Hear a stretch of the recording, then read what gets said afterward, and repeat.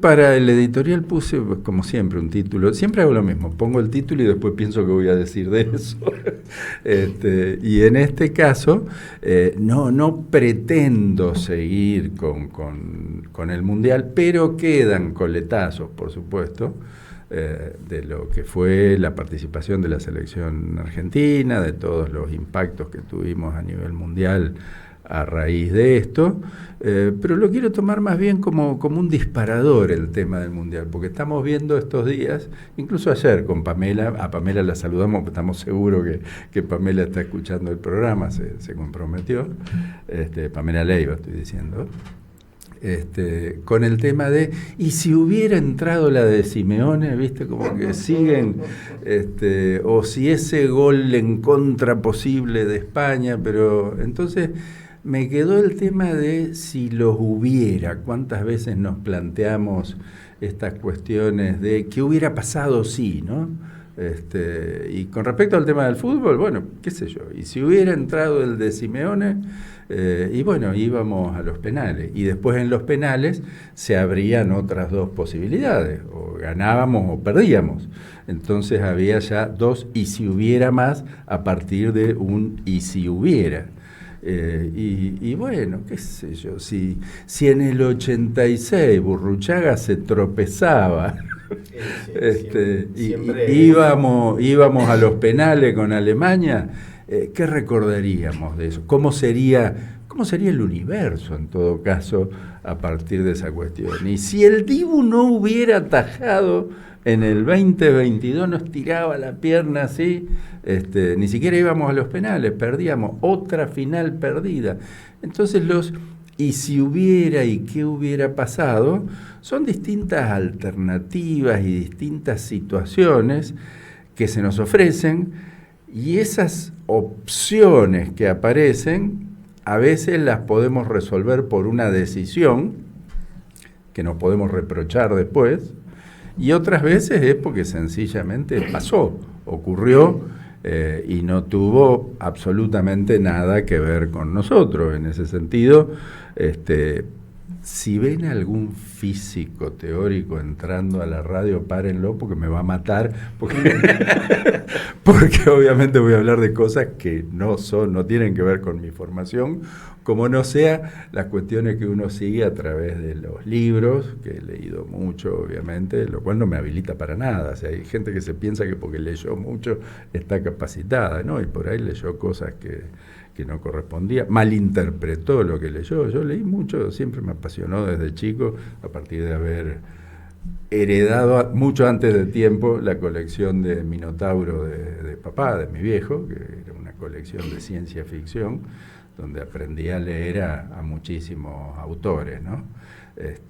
Y bueno, el tema hoy de lo que es la física cuántica y sobre todo el tema de la teoría de cuerdas, tomada por muchísimos, pero sobre todo por Hollywood, para hacer las películas y empezar a meter toda esta cuestión de los multiversos, ¿no? Hoy Marvel se hubiese agotado, la franquicia de Marvel se hubiese agotado hace 20 años si no hubiesen arrancado con los multiversos, porque ¿viste? Se te muere gente, cambias cosas, cambias estructura, desaparece un planeta, y después, no, eso era en un universo paralelo. Entonces, si vamos de un universo a otro, nos encontramos con distintas posibilidades, y de un modo seguramente muy mal interpretado por mí, la teoría de cuerdas y la física cuántica y todas estas cuestiones nos permiten y nos habilitan a pensar lo que muchos sostienen, que hay multiversos y que hay un número infinito de universos paralelos, algunos que son radicalmente diferentes a los nuestros y otros que son ligeras variaciones. Y esto crece tanto en el sentido de que, a ver, si entraba la de Simeone, se abría un universo. Y el universo donde no entró, que es en el que estamos nosotros, sigue. pero a su vez del universo donde entraba la de Simeone, después íbamos a los penales. Y si ganábamos, surge uno, y si perdíamos, surge otro. Y así de manera infinita en absolutamente todas las cuestiones que tienen que ver con su vida. Imagínense ustedes la cantidad de decisiones tontas que tomamos cada día. ¿Qué voy a comer? ¿Voy a comer milanesa o me hago un guiso? Eso quiere decir que teóricamente aparece, por favor reitero, si aparece un físico por acá, no lo dejen entrar porque mi vida corre serio peligro. Pero bueno, básicamente esas son las cuestiones que este tipo de pensamientos nos habilitan.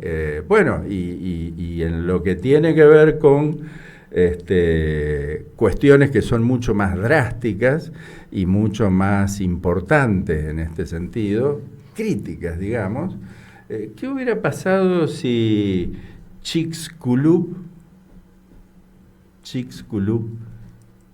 es esa piedrita de 10 kilómetros de diámetro que le pegó al planeta hace 66 millones de años, que produjo ese cambio tan radical en el planeta con la extinción de la mayor parte de la vida, no toda la vida, la extinción de la mayor parte de la vida que existía sobre la Tierra, porque le pegó al planeta en ese momento circulando a una velocidad de miles de kilómetros por hora. Y si pasaba 3 minutos antes o 3 minutos después y no le pegaba al planeta, a ver, ¿qué hubiera pasado? O sea, sigamos con esto de ¿qué hubiera pasado? Porque está claro que nosotros estamos acá en este momento hablando porque la piedra le pegó al planeta. Sí, por la extinción de los dinosaurios. Si no se extinguían en ese momento, sí, está bien, había un montón de universos paralelos y después se podían haber extinguido por otra cuestión, y esas pequeñas ratitas, esos mamíferos con algunos pelitos que estaban en ese momento en el planeta, escondidos, tomando los restos de los que los ruling reptiles, que eran los dinosaurios en el planeta, dejaban que se caiga, digamos. O sea, si hubiesen seguido los dinosaurios porque no golpeaba el meteorito, ¿cómo hubiesen evolucionado los dinosaurios? ¿Qué hubiese pasado? ¿Hubiesen desarrollado una inteligencia? ¿Hubiesen desarrollado una civilización? Y hay un montón de teóricos que andan diciendo, no, ni loco, no hay ninguna forma. Y otros dicen, y sí, puede haber sido. Y si no eran los dinosaurios, que eran unos de los reptiles que estaban en el planeta por esos tiempos, tranquilamente podrían haber sido nuestros amigos, los cocodrilos, que eran los otros reptiles que también estaban evolucionando. Lo que ocurrió en ese momento es que ese invierno por la ceniza prácticamente acabó con la vegetación del planeta. Murieron todos los seres más dominantes y los que alcanzaron a prosperar y empezaron a evolucionar eran estos pequeños mamíferos, estas pequeñas ratitas de las que nosotros venimos para terminar convirtiéndonos en esto, para algunos fantástico y para otros horrible que hoy somos en este momento. Entonces, ¿qué hubiera pasado? ¿Y cuántos universos paralelos habrá en todo caso donde la piedra no le pegó al planeta? ¿Qué es lo que ocurre en eso? Porque una cosa es qué es lo que hubiera pasado y otra cosa desde el lado de la teoría de cuerdas es qué es lo que pasó, pero pasó en otro lado, pasó en otro universo. Y en ese sentido es otro de los disparadores que tengo para esta digresión, ¿no? Para hablar de este tipo de sinsentidos, porque es absolutamente descolgado, es un gran autor de la ciencia ficción que fue, lo sigue siendo por su obra obviamente, pero fue, porque falleció ya hace varios años, Phil Dick, un autor que es sorprendente, porque uno dice Ray Bradbury me encantaba obviamente, pero qué prensa que tenía Bradbury, ¿no? Isaac Asimov, también, bueno, super prensa, Arthur Clarke, 2001, los autores de la ciencia ficción. Y Phil Dick es como que solo en los círculos de lectores de ciencia ficción se lo conoce como autor. De una manera indirecta hacíamos una referencia a Phil Dick hace unos días hablando de The Truman Show, porque Phil Dick escribió una novelita corta que era Tiempos desarticulados, y en esa novela se basó The Truman Show, la película de Truman Show. Pero también puedo hablar de una novela corta que yo leí hace mucho tiempo, y la disfruté muchísimo, que es una que nos pregunta, ¿no? ¿Sueñan los androides con ovejas electrónicas? El título era bastante raro, ¿no? Y me sorprende ver que hay muchísima gente que no sabe que Blade Runner es esa novela. Blade Runner está basado en ¿sueñan los androides con ovejas electrónicas? Y así podríamos citar un montón de libros y cuentos cortos en los que también se basó Hollywood.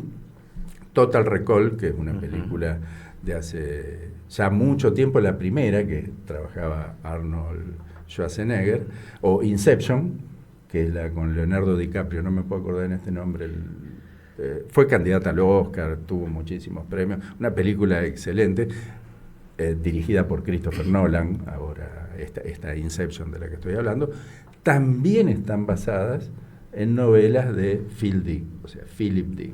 Pero lo estoy trayendo a colación a Philip Dick en este momento por algo que creo que está en Netflix ahora como miniserie, como serie, porque ya hubo algunas temporadas, y entiendo que la están dando de baja, que es El hombre en el castillo, y que en este caso no le cambiaron el nombre porque El hombre en el castillo se llamaba la novela de Phil Dick, que es una novela que hace referencia a un futuro distópico en el cual el Tercer Reich ganaba y Japón ganaban la Segunda Guerra Mundial.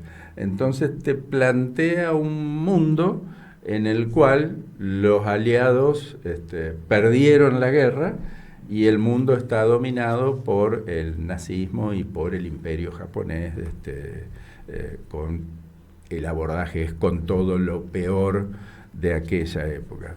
A ver, abro una pequeña línea secundaria en este sentido, porque justamente tiene que ver con utopías y distopías, porque hablamos de un futuro distópico, y los futuros distópicos se entienden como algo irreal, como una fantasía en la cual el mundo está dominado por totalitarismos, hay control casi total del Estado y seguimiento de las personas a través de videos y seguimiento en redes sociales, reitero, líderes totalitarios y pérdida de los derechos de los seres humanos. Esto lo abordó Aldous Huxley en un libro también que es Un mundo feliz, y lo revisitó después con Regreso a un mundo feliz.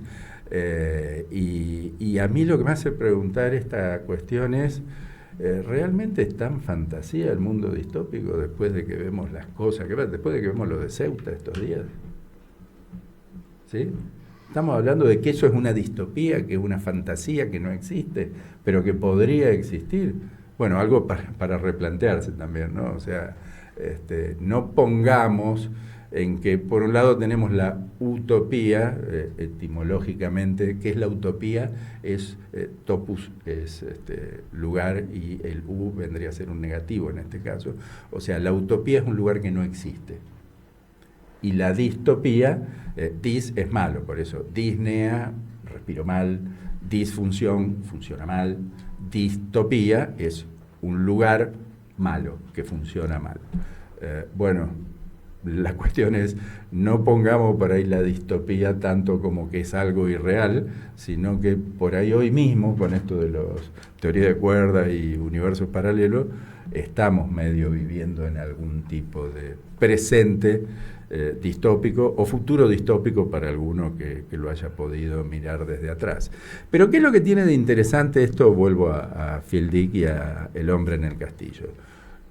Para mí lo más interesante que tiene que tanto la novela como la adaptación a la televisión, en ese futuro distópico en el cual los nazis y los japoneses ganaron la Segunda Guerra Mundial y los aliados perdieron, empiezan a encontrar documentos y sospechas de que en realidad están viviendo una realidad paralela y que la guerra la ganaron los aliados.